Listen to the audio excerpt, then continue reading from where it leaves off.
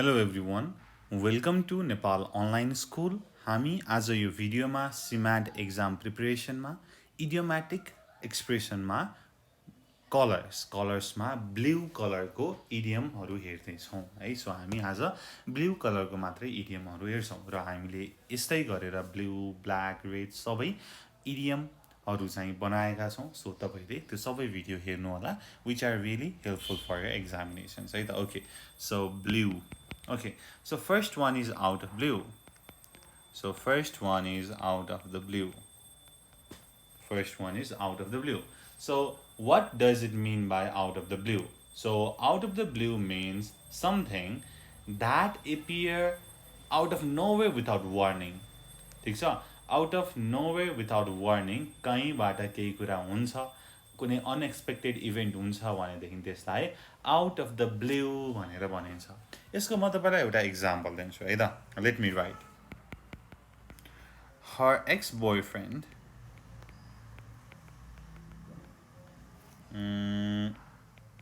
called her out of the blue during her honeymoon. So उसको चाहिँ x बोयफ्रेन्डले चाहिँ unexpectedly phone गर्यो, out of the blue एक्कासी phone गर्यो भन्ने कुरा छ। द्याट इज के त अनएक्सपेक्टेड इभेन्ट नि त, विथाउट एनी वार्निङ केही कुरा हुन्छ भनेदेखि त्यसलाई चाहिँ आउट अफ द ब्लू भनेर भनिन्छ। ठिक छ ल। Next one is blue pencil. Okay, blue pencil भनेर छ। So blue pencil is use to censor something, केही कुरालाई सेन्सर गर्ने होइन, छोप्ने, ढाकछोप गर्नको लागि युज भयो ब्लू पेन्सिल भन्ने टर्म। अथवा केही इन्फर्मेसनलाई लिमिट गर्ने छ भनेदेखि त्यहाँ पनि ब्लू पेन्सिलको युज भनेर भयो, ब्लू पेन्सिल्ड भनेर भनिन्छ है। इन्फर्मेसनलाई लिमिट गर्ने भनेको चाहिँ ब्लू पेन्सिल भनेर भयो। ओके, ठिक छ। Okay, next one is a blue eyed boy भन्ने कुरा छ। Blue eyed boy. So blue eyed boy भनेको के हो त भन्दाखेरि आँखा निलो भएको केटा हो त होइन। So a blue eyed boy is a young man or a boy who is picked for special favor by someone in higher authority. कुनै पनि हायर अथोरिटीमा भएको मान्छेले चाहिँ आफ्नो मान्छे चाहिँ ल्याउनेलाई चाहिँ ब्लू आइड बोय भनेर भनिन्छ। So he is such a blue eyed boy. I don't like that the manager always treats him as if he is special भनेर भन्न सकिन्छ। कुनै पनि हायर अथोरिटीले कोही मान्छेलाई चाहिँ आफ्नो फेभरमा ल्याउने होइन, फेभरमा काम गर्न राख्नेलाई चाहिँ अ ब्लू आइड बोय भनेर भनिन्छ। अर्को एउटा छ a bolt from the blue. A bolt from the blue. So a bolt from the blue is unexpected bad news. Unexpected bad news, कुनै पनि नराम्रो न्युज जुन चाहिँ एक्सपेक्टेड नै थिएन त्यसलाई चाहिँ a bolt from the blue भनेर भनिन्छ। ओके, लेट्स सी यसको एउटा इक्जाम्पल है त। It is a sudden unexpected unpleasant event है, अनप्लिजेन्ट न्युजलाई चाहिँ a bolt from the blue भनेर भनिन्छ। Okay, let's see. Okay, the death of Hari was a bolt from the blue for Shiva. A bolt from the blue for Shiva. शिवको लागि यो चाहिँ unexpected sad news थियो भन्ने कुरा। This is a bolt from the blue. Next is blue blood. What is blue blood? नीलो रगत भनेर भनेको त होइन है। सो हामीले ब्लू ब्लड चाहिँ कोही नोबल, ठिक छ। ओके, लेट मी राइट है। Noble family or aristocratic family है धनाढ्य family or aristocratic family or wealthy family or wealthy family को कोही हो भन्नु पर्यो भनेदेखि हामीले blue blood भनेर भन्छौँ जस्तै Paras, right? So Paras is blue blood भनेर भन्न सक्छौँ. Paras is blue blood. Paras is blue blood भनेर भन्न सक्यो. Okay, next. Next is talk a blue streak. Talk a blue streak.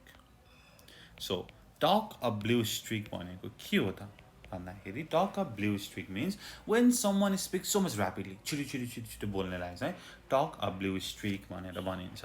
Okay, someone who talks very much and very rapidly. धेरै बोल्ने र धेरै छिटो बोल्ने मान्छेलाई चाहिँ talk a blue streak भनेर भनिन्छ. Okay, let's see next. Feel blue. So blue is the color of sadness. है blue लाई चाहिँ sadness भन्ने कलरमा चाहिँ जोडिन्छ. So feel blue भनेको चाहिँ you feel depressed. When someone look or feel depressed, feel sad, you say feel blue. तब तपाईले feel blue भनेर भन्न सक्नुहुन्छ.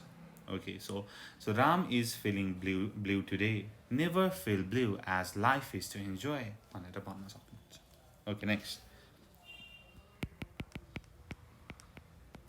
Once in a blue moon.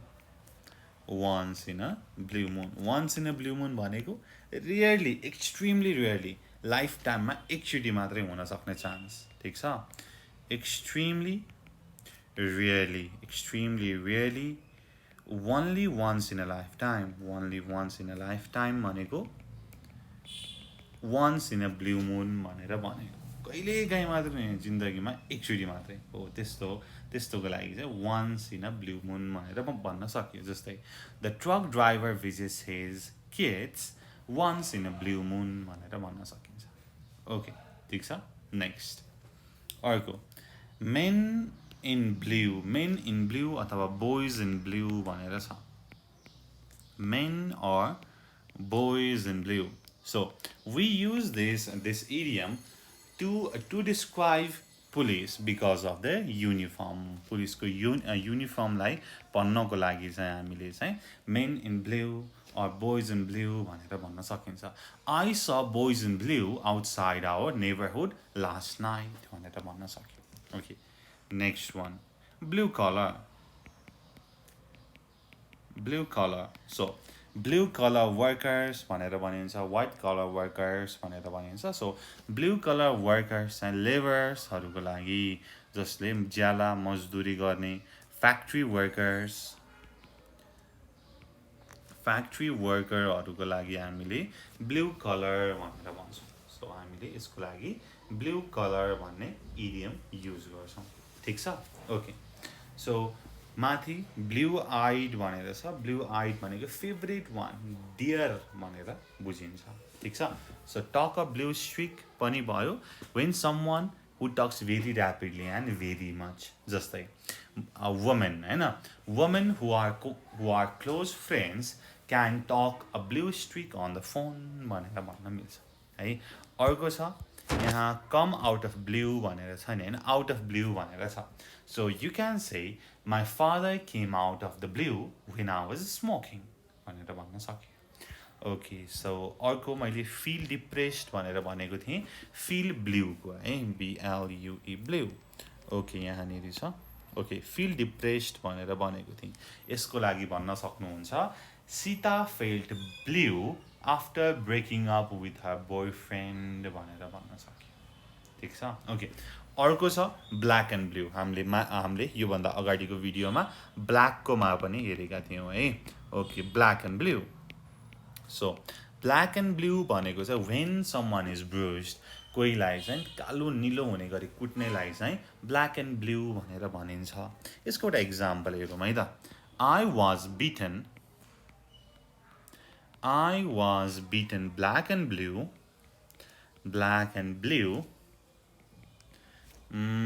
when I was in class 5. When I was in class 5. When I was in class 5 भनेर भन्न मिल्यो.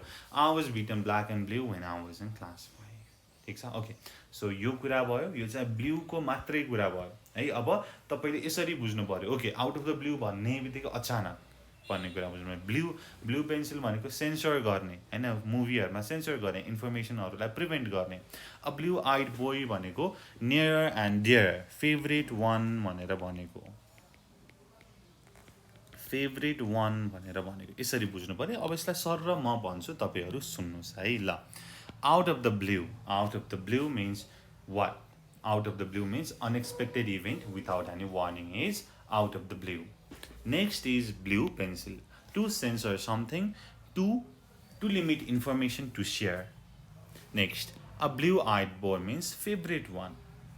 Next, a bolt from the blue means some unexpected bad news. Unexpected bad news. Blue blood means royal, noble, aristocratic, wealthy family. Next, talk a blue streak when someone talks very much. When someone talks very rapidly, पतर गराइरहनेलाई talk a blue streak भनेर भन्न मिल्यो. Feel blue means feel sad and depressed. मैले तपाईँलाई example पनि दिएँ. Sita felt blue when she had break up with his boyfriend. Once in a blue moon, कहिले काहीँ मात्रै. The truck driver visits his kids once in a blue moon, rarely. Men or boys in blue means police. उनीहरुकोलाई चाहिँ uniform हेरेर चाहिँ हामीले men in blue भनेर भनेका छौं. यसको example, I saw the boys in blue outside our neighbor's house last night. Blue collar workers means laborers, factory workers, ज्याला मजदुरी गर्ने मान्छेहरु. Black and blue means when someone is beaten and bruised. है, कालो नीलो डाम हुने गरी पिट्नेलाई ब्ल्याक एन्ड ब्लू भनेर भनियो है. ओके, हामीले यो इडियम एन्ड फ्रेजेसहरू पढ्दाखेरि यसरी पढ्यौँ भने सजिलो हुन्छ है. ओके, सो अब हामी नेक्स्ट भिडियोमा अरू कलर पनि हेर्छौँ. ब्राउन, व्हाइट, रेड, पिङ्क, हामीसँग धेरै कलरहरू बाँकी छ. तपाईँले सबै भिडियोहरू यसको प्लेलिस्टमा भेटाउन सक्नुहुन्छ है त. सो यति भन्दै thank you so much for watching. Until next time, good bye, keep learning. जय चन्द्र सूर्य, पिस.